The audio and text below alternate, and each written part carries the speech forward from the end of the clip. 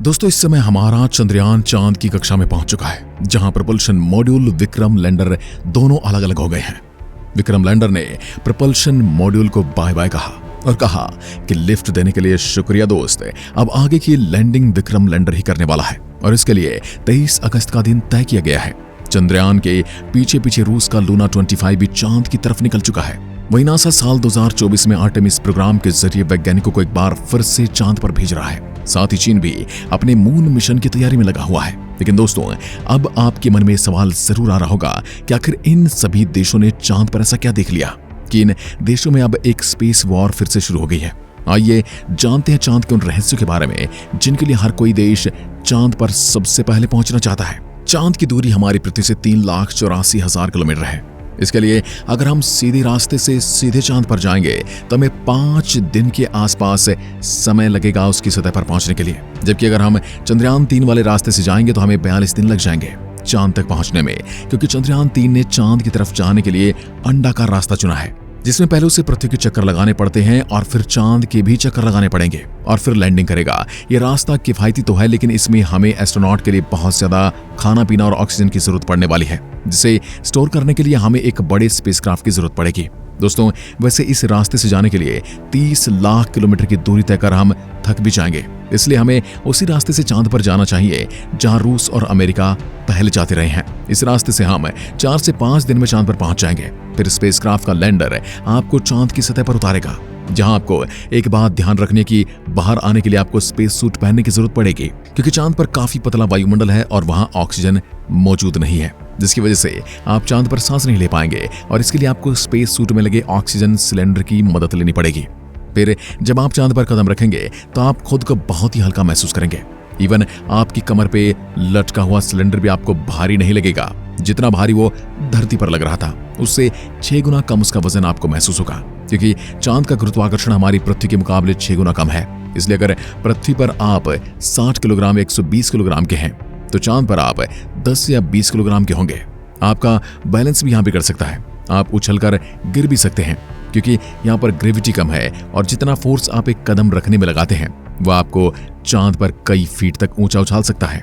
अब एक और बात नोटिस कर लीजिए कि यहाँ चलने के लिए आपको पृथ्वी जैसा सीधा रास्ता नहीं मिलने वाला है, बल्कि यहाँ तो जगह जगह चट्टानी रास्ता है और ऊबड़ खाबड़ जमीन है। यहाँ पर बहुत सारे गड्ढे भी हैं और यहाँ की जमीन काफी ज्यादा धूल भरी है, यानी कि जब आप कदम रखेंगे तो धूल काफी ऊंची उठती है। साथ ही यहाँ बड़े बड़े गड्ढे भी मौजूद हैं और ये गड्ढे यहाँ गिर रहे उल्कापिंडों की वजह से बने हैं। चांद की मिट्टी भी बिल्कुल ज्वालामुखी से निकलने वाली राख जितनी पतली है और इसका रंग मिट्टी से डार्क बिल्कुल सीमेंट की तरह होता है। इस मिट्टी में खुरदरापन न होने की वजह से जैसे आप इस पर कदम रखते हैं वह आपके पैरों के निशान बन जाएंगे। यह आपके पैरों के नीचे से इस तरह से भागती है जैसे पानी भागता है, जिस वजह से चांद पर सबसे पहले कदम रखने वाले नील आर्मस्ट्रांग के पैरों के निशान वहां पर आज भी मौजूद हैं और वह आने वाले लाखों सालों तक वहां पर वैसे ही मौजूद रहने वाले हैं, क्योंकि लाखों सालों में चांद पर गिर रहे छोटे छोटे धूल मिट्टी के कण उन्हें भर देंगे। जब आप चांद से ऊपर की तरफ देखोगे तो आपको पृथ्वी दिखाई देगी। जैसी पृथ्वी पर चांद का उदय होता है वैसे चांद पर पृथ्वी का उदय होता है, बस दोनों में फर्क इतना है, पृथ्वी से हम जब चांद को देखते हैं तो ये काफी छोटा दिखाई देता है, जबकि चांद से अगर आप पृथ्वी को देखते हो तो एक बड़े गोले की तरह दिखाई देगी। अब अगर आप चांद के उत्तरी ध्रुव पर लैंडिंग करते हैं तो आप यहाँ भूतकाल में फैले हुए स्पेस मिशन के स्पेसक्राफ्ट और सैटेलाइट के टुकड़ों के साथ साथ प्लास्टिक से भरा हुआ कूड़ा भी देख सकते हैं, जो कि यहाँ पर एस्ट्रोनॉट द्वारा फेंका गया है। ये कूड़ा नासा के 12 एस्ट्रोनॉट्स का है, जिन्होंने इसमें मल मूत्र और खाने पीने की चीजें आदि फेंकी हैं।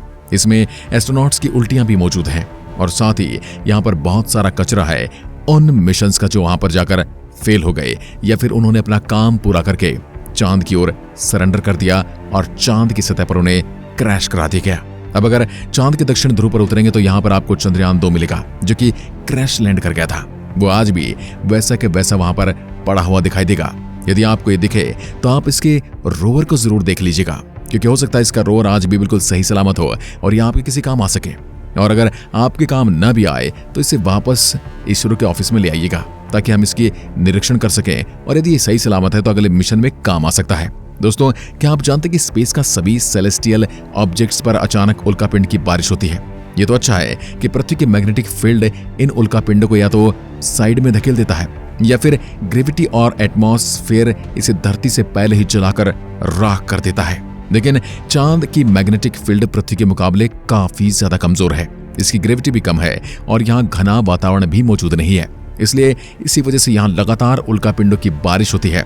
जो उल्कापिंड धरती पर गिरते गिरते खत्म हो जाते हैं, वो उल्कापिंड चांद पर बहुत बड़े बड़े गड्ढों का कारण बनते हैं।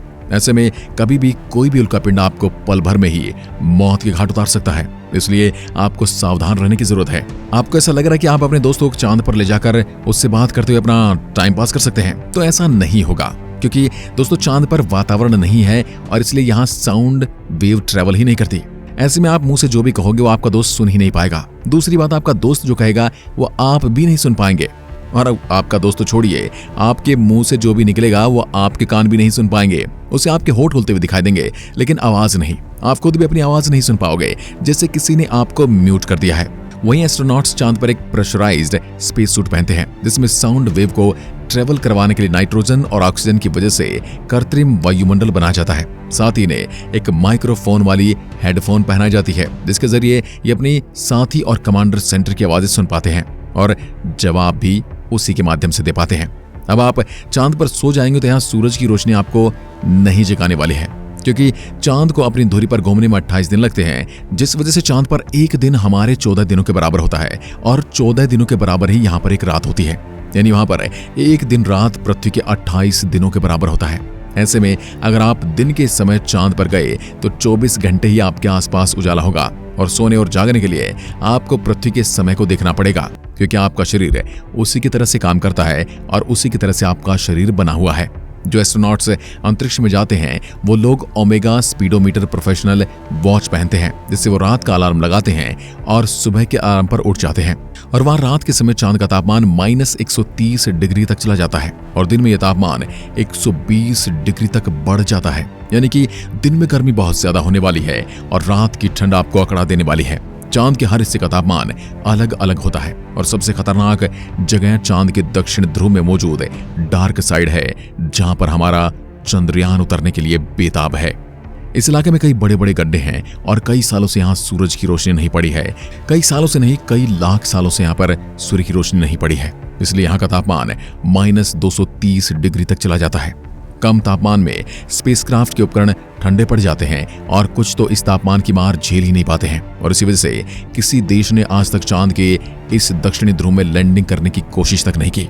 और अब भारत भी अपने चंद्रयान 3 को दिन के समय में वहीं पर उतारने वाला है, ताकि तापमान ज्यादा ठंडा न रहे।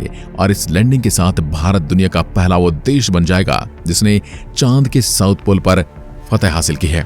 लेकिन इसमें भी एक दिलचस्प कंपटीशन आ गया है। लूना 25 भी चांद के चक्कर लगा रहा है और वो भी 21 या 23 तारीख को ही चांद के इसी हिस्से पर उतरने वाला है।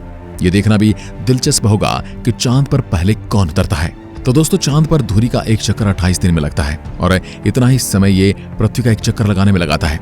इसलिए हम हमेशा चांद का एक ही हिस्सा देख पाते हैं और अगर आप चांद के दूसरे हिस्से यानी अंधेरे वाली साइड में पहुंच गए तो यहाँ आपके साथ बहुत डरावनी चीजें हो सकती हैं। कुछ वैज्ञानिक तो ये मानते हैं भूतकाल में वहां पर कोई एलियन सभ्यता बसी थी और चांद के डार्क जोन में एलियन मौजूद हो सकते हैं। तो दोस्तों, हम यहाँ अपना सफर खत्म करते हैं और अपने स्पेसक्राफ्ट में वापस बैठ जाते हैं और अब बात करते हैं अपने मेन सवाल की कि आखिर सभी देशों को चांद में इतनी दिलचस्पी क्यों है। तो दोस्तों, इसकी एक वजह है कि आज से 450 करोड़ साल पहले जब एक ग्रह आकर पृथ्वी से टकराया था, तब पृथ्वी का एक हिस्सा टूटा था और यह हिस्सा धरती से 4 लाख किलोमीटर दूर चला गया था।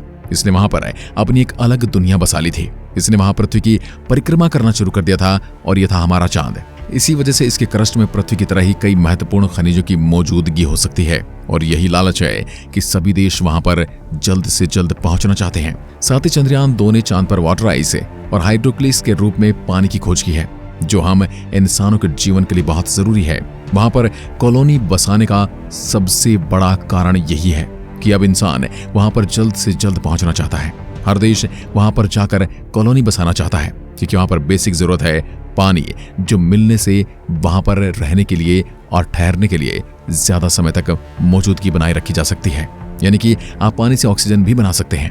वहीं चांद हमारी पृथ्वी से करीब है और भविष्य में हम वहां पर बस भी सकते हैं और यहाँ पर नए रिसर्च सेंटर बनाकर आप अन्य ग्रहों की जानकारी भी बड़ी आसानी से जुटा सकते हैं। दोस्तों, इसीलिए पूरी दुनिया चांद पर दिलचस्पी दिखा रही है। हर किसी के अपने मायने हैं, हर किसी के अपने मतलब हैं। कोई वहां पर खनिज के लिए जा रहा है तो कोई वहां पर रिसर्च के लिए जा रहा है, लेकिन हर किसी का अपना मतलब है। लेकिन भारत का चंद्रयान 3 23 अगस्त को वहां पर लैंड करने वाला है और हम इस यान की लैंडिंग की प्रार्थना करते हैं। आप भी कीजिए। और क्या आप मानते हैं कि 23 अगस्त को चंद्रयान 3 इतिहास रच देगा? कमेंट में लिखकर जरूर बताइएगा। एक बार फिर मिलते हैं, तब तक के लिए नमस्कार। जय हिंद, जय भारत।